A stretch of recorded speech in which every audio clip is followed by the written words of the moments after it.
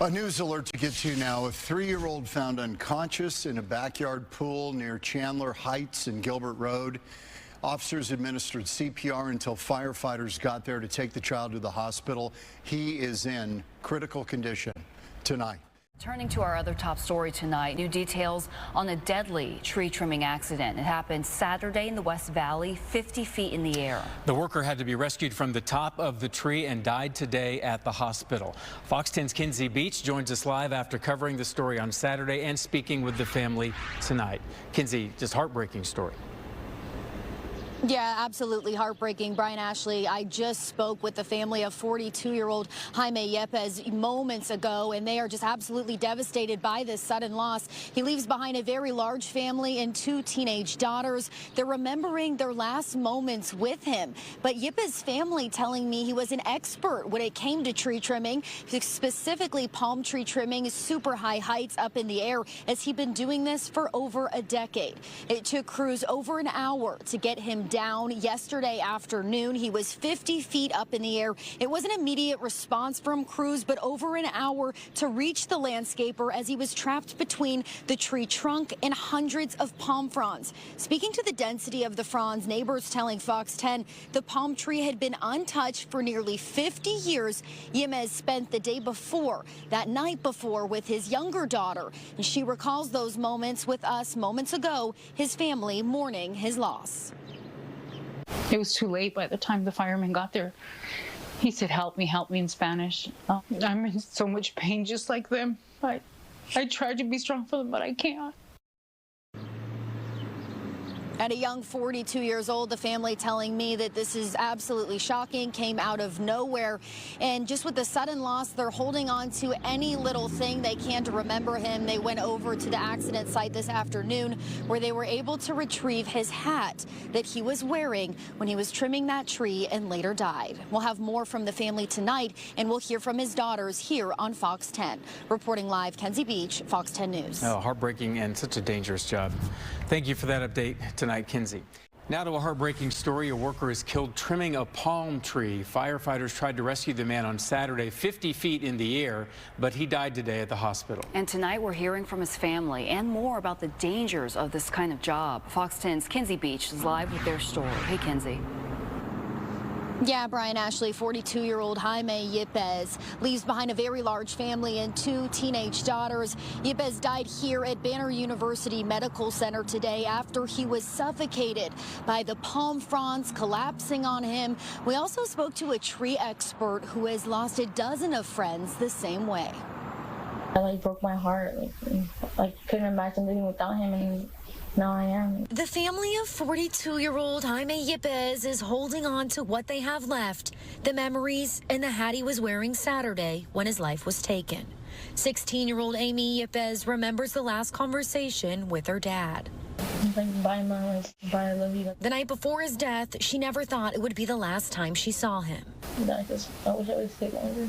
With over a decade under his belt, Yepes was experienced, scaling, trimming palm trees almost daily, starting when the sun rose. He had been working on that tree for over 3 hours Saturday, the palm untouched in nearly 50 years. Tree work, it's not for the light of heart. I mean, it's nasty work. Scott Cebulski knows just how easily these accidents can happen, saying the job is high risk but high reward, with your life on the line, 30, 40, and 50 feet in the air. Palm trees are probably the most dangerous tree you can trim. 48 years of doing this, I've had 20 friends, 18 friends killed. It took crews over an hour to reach Yepes Saturday as he was trapped between the tree trunk and hundreds of palm fronds. Man, you could be talking 250 pounds per foot. Risk, reward. The reward is huge. I mean, that's all there is to it. The hardest call the family had to make today on Mother's Day was to Jaime Yepes' mother in Mexico to share with her the tragic news. The family is raising money to move his body back to Mexico so he can be buried there with his family. On more ways to help the family, you can head to this story on fox10phoenix.com. Reporting live in Phoenix, Kinsey Beach, Fox 10 News. But we begin with a wildfire burning near Greer. It's burned 18,600 acres so far with no containment tonight. Evacuation orders remain in effect for communities surrounding the fire, including Greer and parts of Eager. Over 600 residents have been forced to flee. More help is on the way tonight, and Arizona Governor Katie Hobbs went to the wildfire herself today to get a first-hand look. But even before heading to the fire line, she declared a state of emergency. Fox 10's Nicole Christine joins us live with what that means for the response on the ground. Nicole. Well, Ashley and Brian, Governor Hobbs has directed $200,000 in emergency funding to the Arizona Division of Emergency Management, and that's going to help support the mounting costs of this firefight. I could actually start smelling it while we were on the plane. Governor Katie Hobbs sharing her thoughts after seeing the Greer Fire today and declaring a state of emergency for the uncontrolled wildfire. This has to be really challenging, and I'm committed to doing everything we can to support the efforts to get this fire out. And fire crews welcome the support after fighting the Greer Fire through a 5th straight day. So far, the fire has destroyed at least 18,000 acres with no containment. Communities nearby remember all too well the devastation from the Wallow Fire in 2011, which burned more than 500,000 acres, the largest in Arizona history. Hobbs says lessons learned from the Wallow Fire and the 2002 Rodeo Chetasky Fire near Show Low have made crews better prepared.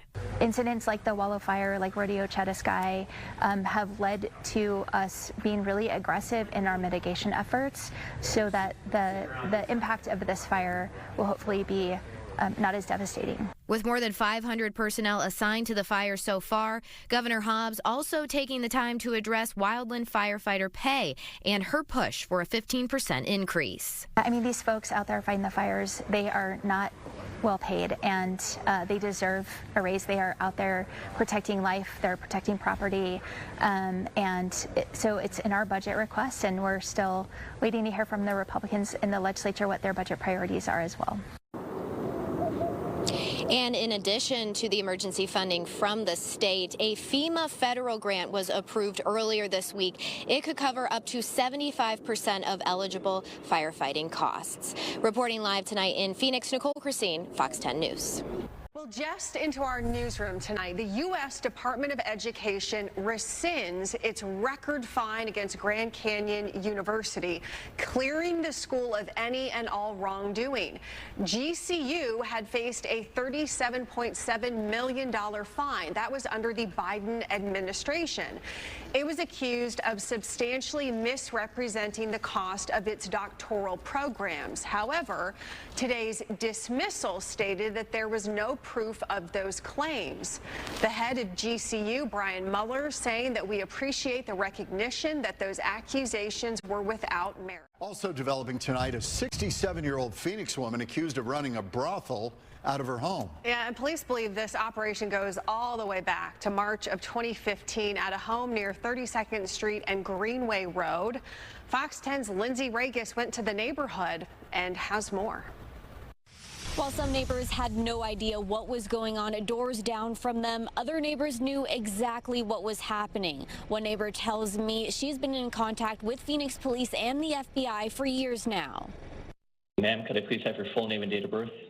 Elizabeth Carticachea, 11058. 67-year-old Elizabeth Ann Caratuccia was arrested at her home near Cave Creek Road and Greenway Parkway Thursday morning, accused of running a brothel out of her home. Neighbors did not want to go on camera, but tell me they saw police rip out the camera wiring around Caratuccia's home after they took her into custody. You've been arrested for 1 count of illegal control of an enterprise, Class 3 felony, 1 count of money laundering, a Class 3 felony, 1 count of maintaining a house of prostitution, Class 5 felony.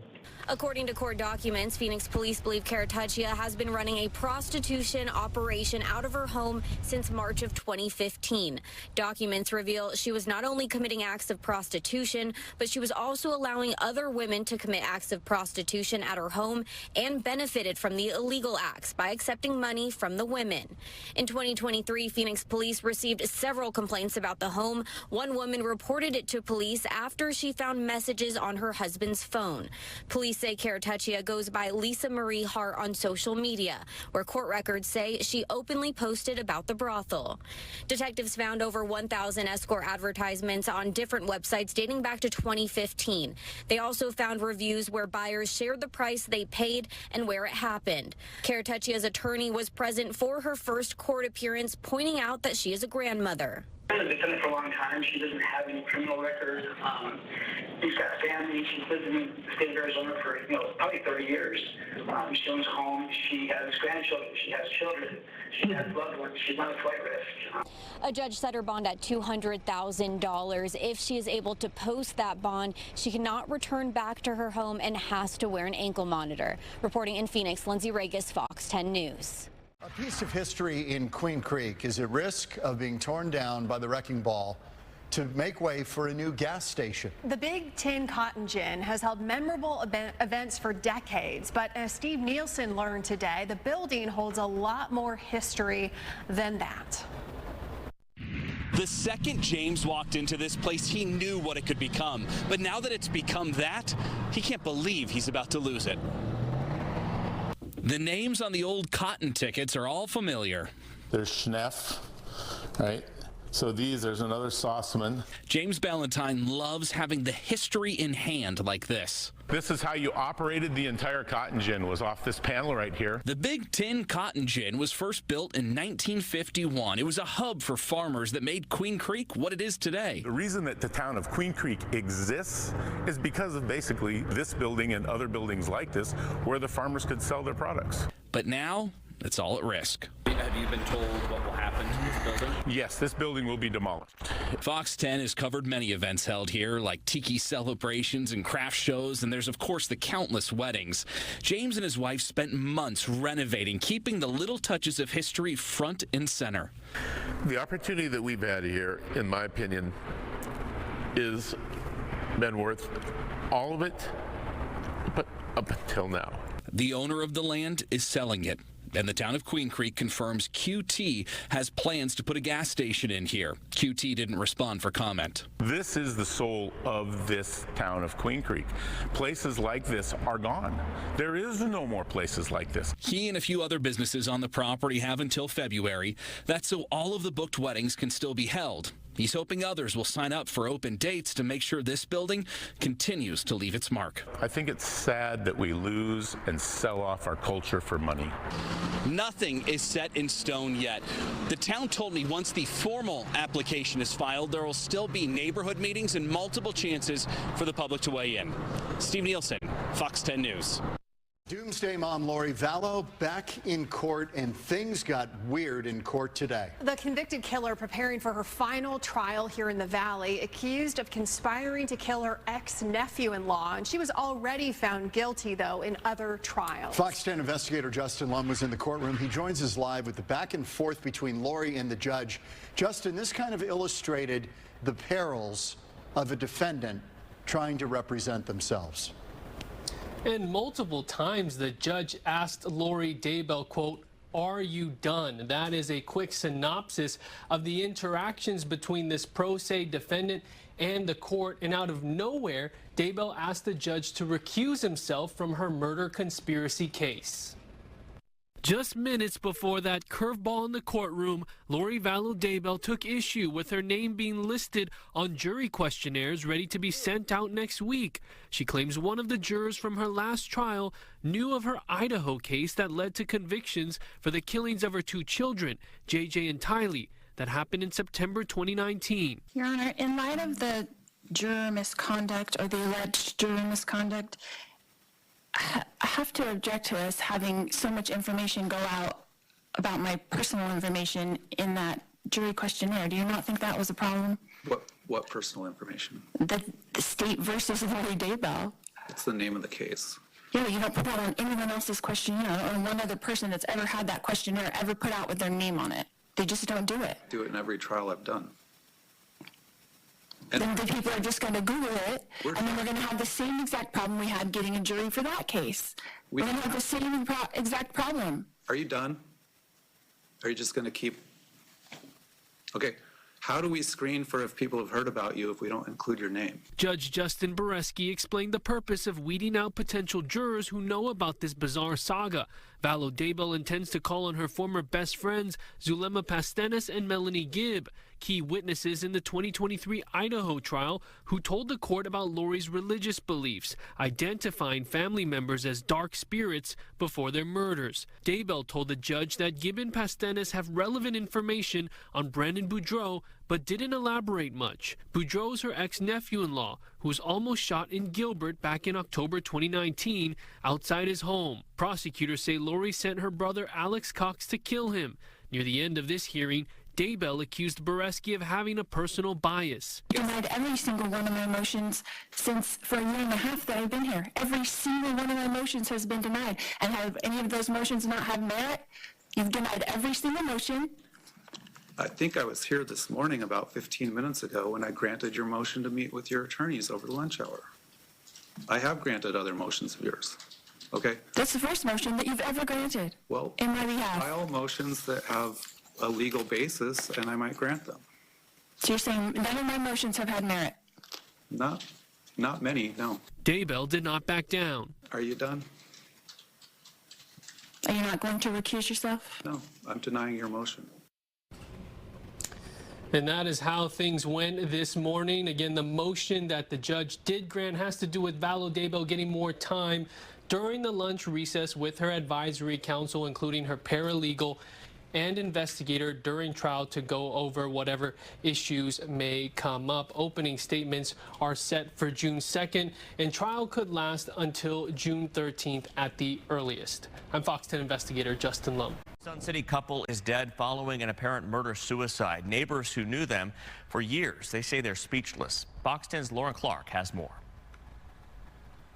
MCSO is currently investigating the details of their deaths. However, people in their community are absolutely shocked. They say the couple was very involved in their church and choir and just can't believe this happened. Reports from the coroner suggest what neighbors heard on the scene is correct, that the husband shot the wife and then killed himself.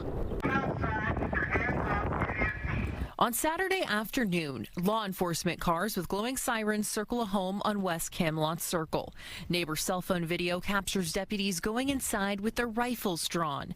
According to Maricopa County Sheriff deputies, they arrived to find two adults, identified as 73-year-old Darlene Cook and 82-year-old Harley Cook, dead in their home. The coroner report states Darlene was a victim of a homicide, while Harley is listed as dying by suicide. It was very traumatic, to know that very, very dear friends would do something like that. Neighbor and dear friend Cindy LaFontaine lived across the street.